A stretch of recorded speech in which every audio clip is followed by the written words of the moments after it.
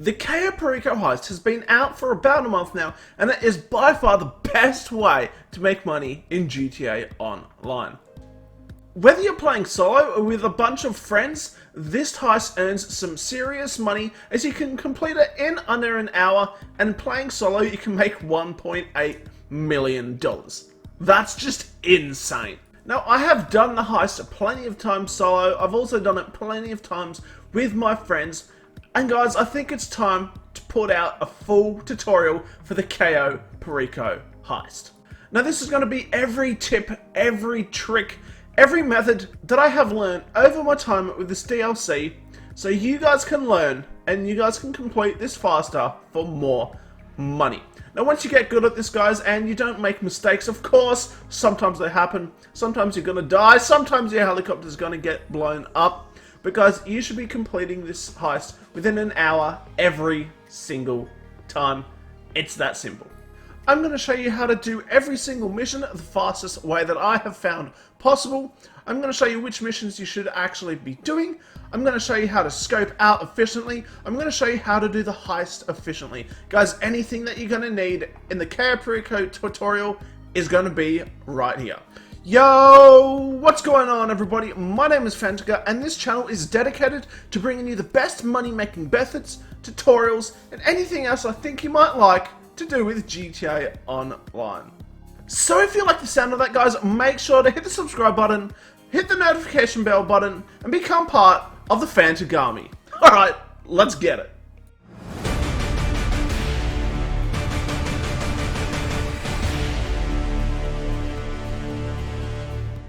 Don't forget to subscribe to my channel. So before we actually start the Cayo Perico heist and doing the setup missions, gathering the intel, all that good stuff, there's three things which I think you need to know first. First up, because we can't actually do the heist solo, Rockstar is allowing us to do this in an invite-only session, which is absolutely insane for a few reasons. One, look, go to single player, load into online, it's so much quicker than just loading online. There's a bonus for you right there. Two, guys, it means no one is actually going to be flying around in their oppressors and stuff, griefing you. It's just you grinding out these missions. It makes it so much quicker. Now, there is one vehicle that you're going to need, which I think is absolutely essential. You can't get away with it, guys. You have to get the Sparrow. It makes all of these missions so much quicker. Rather than having to go on the dinghy, go to the beach, get in a different vehicle, guys. You start the mission, boom, you're in the Sparrow, boom, you're going to go do the mission. Guys, you need the Sparrow, it is a must buy. And now finally, guys, the last thing that you need to know is about hard mode. Now what hard mode does, it actually gives you a 10% increase on your primary target's take, which is really, really helpful. Now to get hard mode, you have to complete the heist, and then Pavel will send you a text message. From this text message, you need to start the heist within 48 minutes of that text message, and you're going to be in hard mode. Now, this doesn't really change much. All it does is adds an extra fingerprint scanner in the office to get down the elevator. So you've gone to your heist planning screen, you've paid the $25,000, and you're ready to gather the intel for the Cayo Perico heist. Now, if you haven't already, make sure that you've scoped out the main dock and the drainage tunnel. We're going to use the drainage tunnel for two reasons during our heist. Simply put, it is by far the quickest and the easiest way to actually get inside of the compound, but it also gives us access to the cutting torch, which is a great tool for the Cayo Perico heist. Now, I like to use the main dock as my extraction point because it is the closest to the compound. But if you are playing solo, you actually can't get any of the secondary targets inside of the compound unless you get artwork that spawns inside of the office. So if we want to get secondary targets, we have to leave the compound, and I believe the main dock is the best place to do that. Alright everybody, I know there's been a heap of information. Maybe you should take some notes because there's a whole lot more. Now we're going to take a look at every single mission, and I'm going to show you how to complete them the most efficient way. Now, starting off with gathering intel, as you know, you have to get inside a Vellum. But did you know, using the Caster, you can actually teleport around the map. Now, this is really, really helpful, as sometimes missions spawn on the other side of the map. As you can see here, this is up in Paleto Bay, so I'm going to spend $2,000. We're going to take the Caster all the way up there, and that's going to save a significant amount of time. Now I recommend you guys check this out every time you start a new mission, see if you can move to a closer location. Now once you have moved your Kostaska, make sure to jump in your Sparrow and head over to the landed Vellum.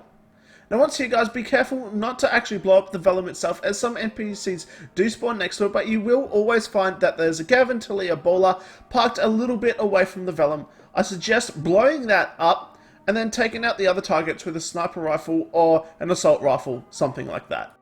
Now once you are in the Vellum, it's time to start flying over to the Cayo Perico heist. This does take a little bit of time. Just sit back, listen to the in-game radio. Unfortunately, there's nothing we can do to speed up this process. Now I'm sure you're familiar with this location right now. We are on the Cayo Perico Island, and thankfully there is a motorbike that spawns right in front of us, guys. This is going to be key to getting us all the way over to the communications tower. Now all you gotta do guys is just follow my route here, try not to get detected by any guards or anything, and I've got something a little bit new here.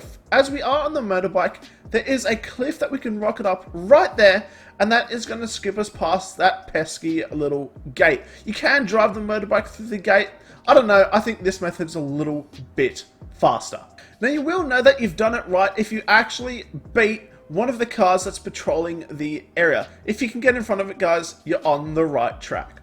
Now guys, as this is aimed for solo players, we gotta try and find all the locations with cocaine that's a pretty good spawn. Now this shack here is a good location. It can spawn cocaine inside of here, and we're targeting cocaine because it's the second most valuable secondary target. Gold is the most valuable, but we can't actually get that if we're playing solo. Now once we are at the tower, it's time to find the signal box and to do that little mini game.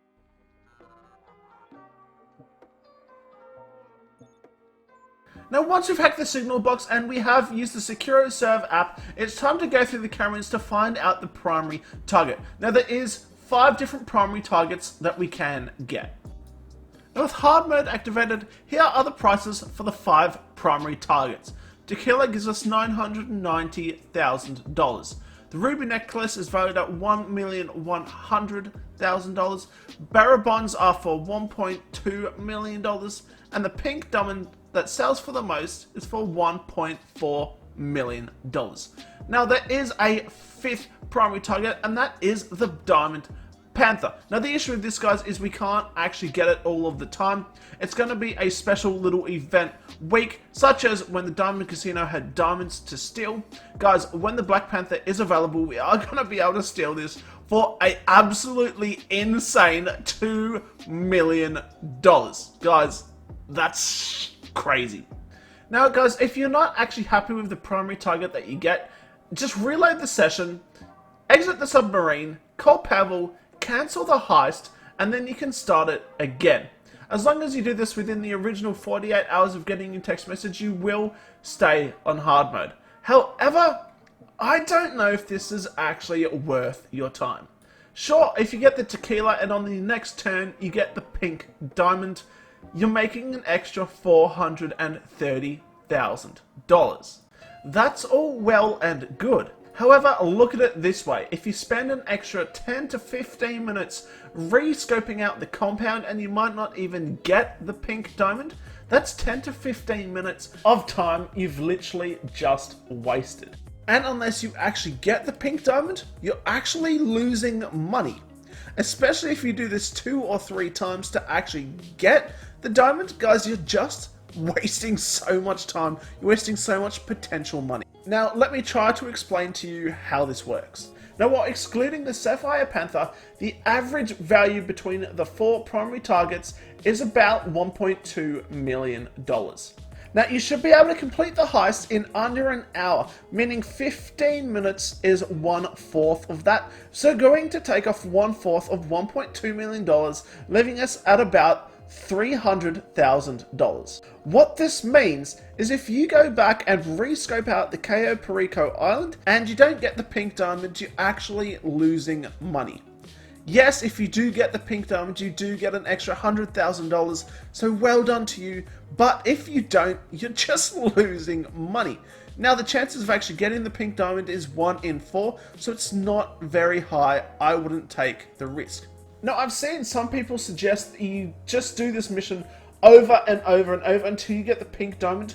I guess, yeah, it makes sense. You want to do the heist, you want to make the most money possible, but by doing that, you're actually shooting yourself in the foot, guys. Just go with whatever primary target you get, unless you want to try and get the pink diamond, or unless the Panther Sapphire is out. Guys, definitely do it if the Sapphire Panther is available. Oh boy, that was one big rant. Damn. Now, after you have scoped out the primary target, it's time to head down to the main dock to scope the secondary targets. Now, we do want to try and find cocaine, as it is the most valuable to solo players, as we cannot get gold, as it is locked behind a double player door in the compound. Now, at the main dock, there are two different locations where we can get a bunch of secondary targets. One is in the shed where I am right now, and the second shed is this little shack here with the gated fence. Now, we can actually get through these guys with the cutting torch, so we don't need to actually scope out any other secondary targets. Guys, there's no points of interest we need. There is nothing else. All we need to do is scope out the primary target, the secondary targets in the main dock, and that is it. That's how quick it is. Now, because we're going through the drainage tunnel, we're going to need the cutting torch, and we can use the cutting torch to actually cut the chains so we can get to those secondary targets. It's really, really good. Alright guys, after you've fully scoped out the two locations on the main dock, it's time to get caught by guards so you can be teleported back to the airstrip so we can return to Los Santos.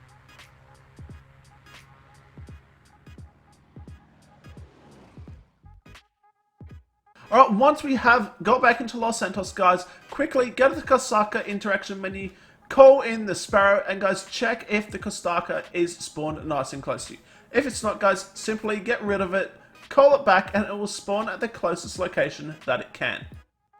Once you're back in your Kostaka, it's time to start the prep missions. We're going to do the approach vehicles first, and it's important to note that some of these vehicles actually require you to do 2 prep missions, which obviously we don't want to do. We only want to do 1. It's going to speed things up. And guys, my favorite prep mission to do is the submarine one, so we're going to do the Kostaka prep mission.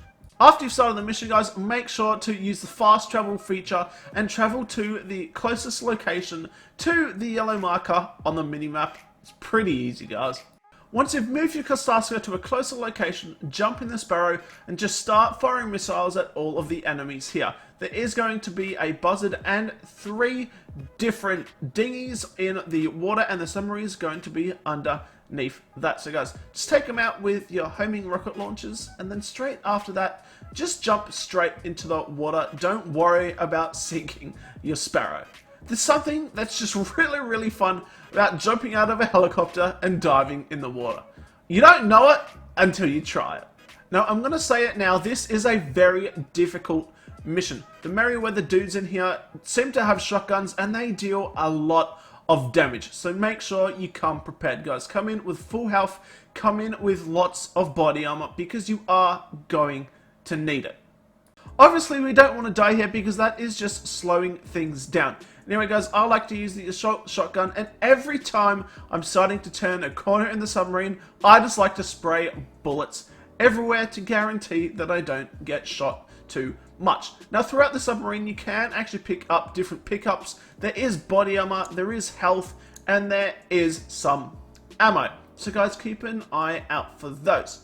Now, hopefully, you're going to be lucky like me, and the sonar scanner or the sonar jammer is going to spawn pretty close to the entrance of the submarine. Now, it's not always going to spawn there, guys. There are 3 different spawn locations that I have found. Just make your way through your submarine until you find them all. Now, guys, be careful of the deadly chef right there. He does come around and shank you. I don't know, I haven't died to him, but apparently some people have. So guys, just keep an eye out, guys. Make sure you're shooting through everyone. Pick up all the body armor and health that you can, and you should get through it. Now guys, once you have made it out of the submarine, go to your Kostaka in the services menu and request a dinghy. This will spawn in basically your immediate vicinity, and just drive back to your Kostaka. Now, don't worry about your Sparrow. By the time you get back there, it will have respawned. And luckily for us, these buzzards following us aren't much of a threat. Now guys, once you are done with this mission and you know exactly what to do, it should take you about 6 or 7 minutes. Next we're moving on to our equipment, and as you can see I've completed it with 3 out of 4 done. This is because you don't actually have to complete all of the missions, even though the first time you access the menu it's going to say that they all are mandatory. Now I think this has confused a lot of players, and a lot of players actually do all 4 missions anyway. If you complete demolition charges, the cutting torch becomes optional, and if you complete the cutting torch, the demolition charges becomes optional. Now of course we want to go the cutting torch because we're going to use the submarine to get through the drainage tunnel. We have to cut through the grate with the cutting torch, so that's the entrance we're going to use. So guys, don't waste your time doing the demolition charges mission. Now because we don't need to get demolition charges, we're going to skip to the second mission. Now this mission can actually change depending if you have to hack the safe or if you have to cut through the glass. Guys, right now I'm going to show you how to quickly get the safe code. So at this point in time, all of the missions are actually in the city now for the prep. So I like to go down to the bottom, maybe Elysian Islands, maybe the Vespucci Beach right here. It's up to you. Now once you have actually got out of the casino, take the Sparrow and leave it just outside of the casino. You're going to need it later. Jump inside of the casino and hopefully you have your own penthouse so you can quickly go up the elevator. Now I don't know what happens if you don't actually have the penthouse, so you can't go up the elevator. I have it, so I haven't had to do this mission otherwise. Guys, I'm sure the mission will take you through on what to do. Now once you are at the top level, just run around like a crazy person until you find these 2 guards and take them out. I do like to use a silenced weapon. It does sort of make the mission a little bit easier. Now once you're inside, there are a bunch of guards which will be alerted the second you shoot. Just run around for the head of the security. He does change places every single time, so he's not going to be in the same location every time. He might be there 2 or 3 times in a row, but he does change. So as you can see right now, he is in his bedroom. Guys, take him out, search his body, then you're ready to get out of the casino. Now once you're outside, the mission will complete. Just jump in the Sparrow to lose the cops, or if you haven't spun the lucky wheel, go into the casino, because you know you can do it right now. Now this mission should only take you about 5 minutes to complete. So you know how to get the safe codes. Now we're going to go get the plasma cutter. Now the first part of this mission is actually really easy. All we have to do is fly over to a certain location and enter the safe house. Now we don't have to worry about the security camera or nothing. There's no alarms or anything that goes off. Now once we're in here, all we have to do is find the planning board. Palmer's going to tell you about it. He blabbers on. It really slows down this mission because you can't take a photo of it until he's finished talking. Now the planning board can actually move around this office a little bit, so yeah, just keep your eye out for it.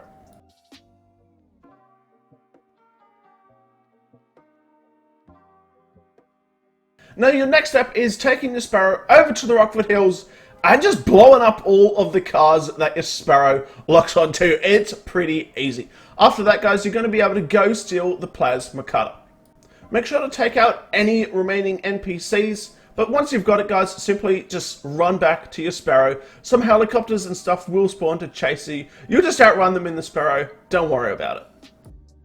Now, I forgot to mention this earlier, but here is a little neat trick for you to save you a couple seconds every time. Guys, when you're actually approaching the coaster, you don't have to slow down. You don't have to land on it. Just spam right on your D-pad, and as you can see there, it just pulls you in. Now, because you do have to fly to 2 locations, this can slow you down a little bit, but this mission is going to take you between 5 to 6 minutes. Up next for equipment, we're taking a look at the fingerprint cloner, and this mission should only take you about 5 minutes to complete. Now the game's going to make you fly to one of these warehouses on the map. It does change every time, so just keep that in mind. And once you're here, you can actually turn off the power to the security cameras. I don't think it's any quicker. I reckon you're just better off to run in here and just shoot up the place. Now once you've made your way over to the laptop, you do have to hack it. You do have to use this brute force minigame. It's pretty easy. You'll be able to do it in a couple of seconds with your eyes closed. From there, it's time to jump back in the Sparrow and fly over to the archive. Now once you are at the archive, guys, there are 2 security cameras which you will need to take out. It's pretty simple, guys. Just shoot them and they'll be down. That way it doesn't notify anyone else that you've come. I have not done it this way. I don't know what happens if you don't disable the cameras. I wouldn't recommend trying it, guys. The mission's so easy. Just shoot out the cameras. Now once you're inside, you are looking for the fingerprint Cloner, it's pretty easy to see all of the computers on the desks. They've got a monitor, a mouse, and a keyboard. Now if you find an extra little thing there, that means that is the fingerprint cloner. When you get close to it, guys, the game also does highlight it for you. Fly on back to the submarine and the mission is done. Now we're moving on to the last mission in the equipment section, and it is the cutting torch. Now for this one, guys, you do have to go to the construction site. There are a few around the map, and again, this should only take you about 5 minutes. Now once you are at the construction site, you can either do two things. You can just start blowing up all of the NPCs with your Sparrow, or you can do it stealth and equip the hard hat. Now I like the hard hat because less combat means less risk, which means less chances to die, which means completing the heist quicker. Now there are a few different locations for the cutting torch to be inside of these chests, so make sure to search everyone. Try not to stand in the guards, reception for too long. They will notice you, but it's a pretty easy mission. Once you've got the cutting torch, guys, it's time to fly back to the Kostaka to finish the prep. Now we're moving on to the weapon loader, and in my opinion, the best one is the aggressor. However, when you're doing this mission, it is a pain in the butt. You have to go to the Merryweather HQ, follow a Valkyrie, which flies really, really slow for some reason. Seriously, it takes like 10 minutes to get to its destination, and then you have to spend the next like 5 to 10 minutes actually completing the rest of the mission. It just takes far too long. Otherwise, guys, we can actually do the Conspirator, which is a really easy mission. All we have to do is fly into the city, take out a few dudes inside of the office, and we've got a weapon loadout. Now, I have actually found a little bit of a glitch that everyone can do. It's really easy. Guys, it's basically doing nothing. All you do is you start the aggressor mission, fly over to the Merryweather HQ, and instantly blow up the Valkyrie. From there, go back to your submarine, start the Conspirator mission. So this is the one that we're going to do right now. Anyway, it's going to tell you to come to the office, guys. I highly suggest taking the Sparrow, of course, but landing on top of the building so you don't have to deal with the guards that are waiting outside at the front. From here, take out all of the guards and then search for the gun locker, which is in the far left corner behind the computer screen, as you can see right now. But apparently it's locked because that would just be too easy, so we have to hack into this laptop again and do the stupid number minigame. Guys, seriously, I'm sorry, but you have to do this. Hopefully it's only going to take you like 20 or 30 seconds to find these stupid numbers. It always takes me so long. You've got a minute to complete it. Good luck, guys. Oh, once you've done that, it's time to be a little bit naughty and steal the weapons. And then, guys, of course, exit the office, go to the roof, jump in the Sparrow, and just fly away. Now, helicopters will spawn that will try and shoot you. I almost nearly died here, actually. I was a little bit scared, but, guys, I got there in the end. Now, guys, just fly back to the Kostaka, and all in all, if you do this mission by yourself, you're looking at about 5 minutes. If you actually want to blow up the Valkyrie for the Merryweather mission, it's going to take you about 7 minutes. But you're going to get the assault shotgun instead. Now, if we choose, we can actually disrupt our enemies, but I wouldn't recommend it. These are all really helpful if we get noticed by the guards, but, we are the masters of stealth, and we want to do the heist in stealth. So, if we're doing it in stealth, we're not going to be noticed. We don't need to worry about the weapons, the armor, or the air support. Guys, I don't reckon you should do them. It's just a waste of time. So we've done the intel, we've done all of the prep missions that we need to do. Now it's time that we actually complete the heist. This is when it all can go wrong, but guys, trust me, it won't. Just make sure when you're picking your weapons that you make sure to put the silencer on it. It does cost $5,000, but $5,000 honestly is just chump change to the amount that we're going to make. Now I'm going to show you the whole heist just in case you want to watch the whole thing, but I am going to commentate over it. Now we have the cutting torch, and as you can see here with the ones in the corner, if you actually hover over the middle bar, it's sort of hard to explain, but you can actually cut both at the same time, so you are saving a little bit of time. If you just watch me right there, so I went to the center of the beam there, and it cut both at the same time. Guys, it's just a couple seconds. Hey, a couple seconds is everything. Alright guys, we've pushed the grate open. Now it's time to swim into El Rubico's compound.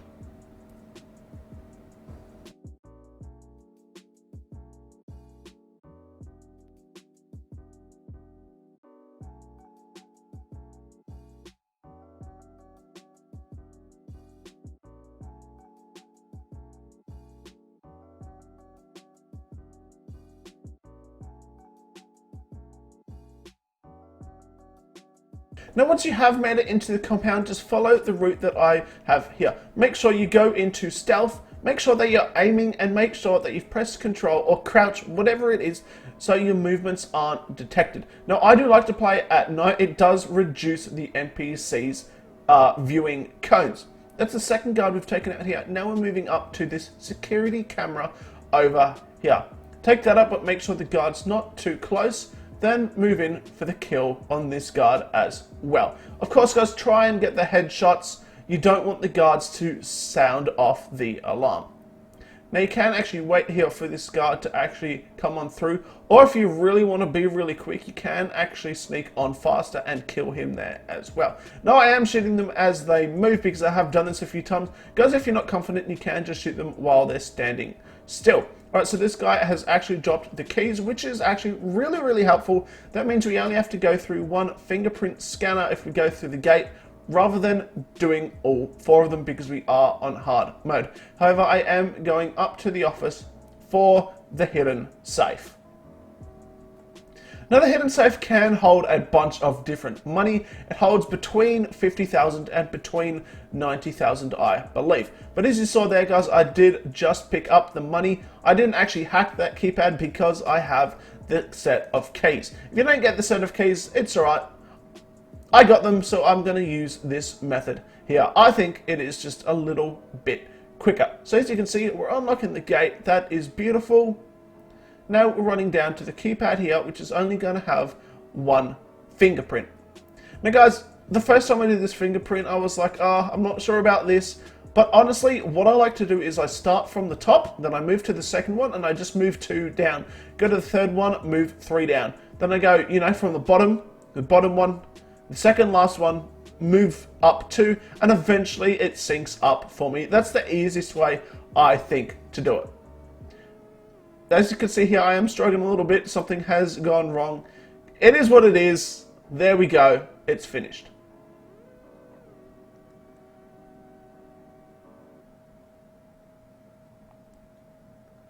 When we break through the gate, we're going to ignore the cash inside of there. We're going to use the blowtorch to burn the lock. And see, this is, guys, this is why the cutting torch is the MVP. We can use it to just break through any of the chains, whether it be in here, whether it be inside of the main dock. It's such a good item. The fact that we can do it 100% every time with a prep mission. We don't have to follow the island looking for the bolt cutters. Guys, it really speeds things up. Alright, so we got our barrel bonds. It's time to get out of the compound. So I'm just going to go back the way that I came, through the broken door. Alright, now from here I saw the Juggernaut coming. I thought I was just going to actually hide from him for a moment. Now you can actually run it behind him and press R or whatever the melee button is for you, and that will knock him out and that will take him out for you. But I just thought I'd let him pass. He's not going to be too much of a worry for me. Now guys, we actually don't need to kill any more guards inside of the compound. There is this one that's right next to the car, but as long as we are careful and we slowly move over to the yellow circle and we press E, that guard is not going to see you. He is a bit of an idiot.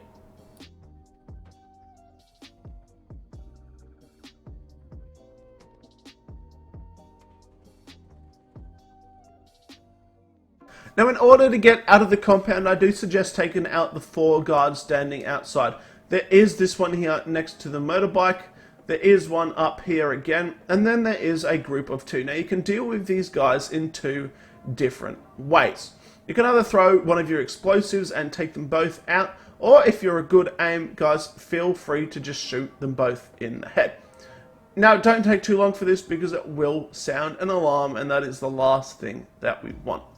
Now normally I would suggest just heading over to the main docks, however in the sort of weed field over there on the right hand side of the map, I do know that there is a shack full of cocaine, so I'm going to go and get that.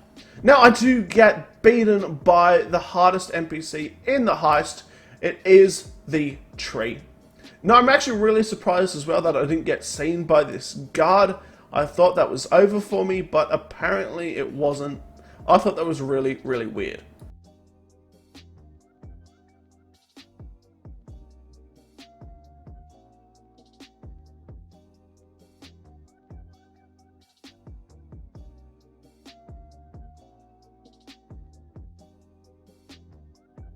So I'm breaking into the shack here, which does have the cocaine, which is why I think you should come and scope this shack out here, guys. If it has a chance of getting cocaine, it takes like 5 seconds, honestly, to jump off your bike and take the photo, because you go past here anyway. And guys, if you can actually come here during the heist, take the cocaine, if none other sports, for in my case it did not, this is really, really good.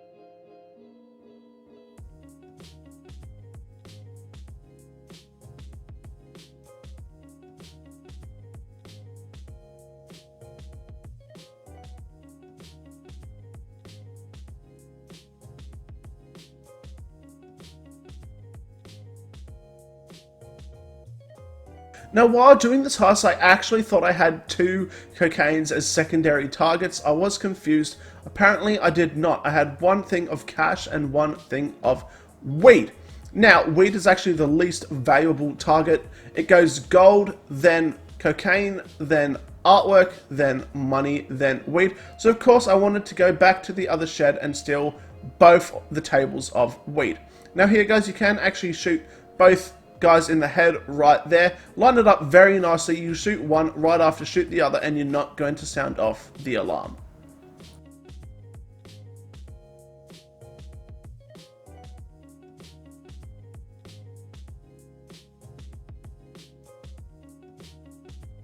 Now keep in mind, guys, that 1 wad of cash actually only fills up your bag by 25%, so we can actually take both tables full of this money. Pretty cool.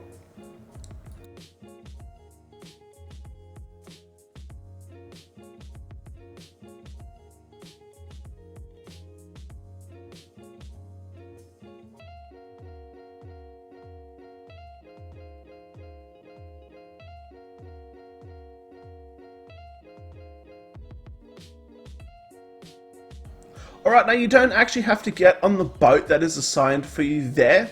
You can actually get on one of these and get away just as easily. Pro tip there, I don't think a lot of players knows that these boats actually spawn. Now watch out for the patrol boats that are here, because that could end your stealth run, which of course we do not want to happen. And after that, guys, we are free to finish off on the island. We're just driving as far away as we can until the mission decides to complete.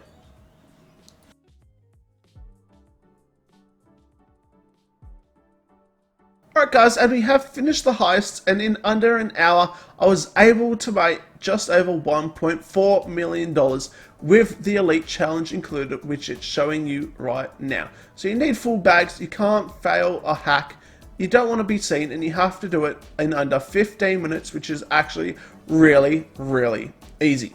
Alright everybody, now I know that there was a whole lot of information in this video. I hope you've taken some notes, and I hope this is helping you out. Now guys, if this has actually helped you out, if you have learnt a thing or two, please make sure to subscribe, guys. Hit the notification bell button so you can become part of the FANTAGARMY and be notified when I upload brand new videos just like this one to GTA Online. Comment down below, guys, how much money you can actually steal doing the heist and how long you've actually completed it in. And finally, guys, like and share this video so it can get out to a wider audience, so everyone in the GTA community can make as much money as possible. Alright everybody, I'll see you in the next video.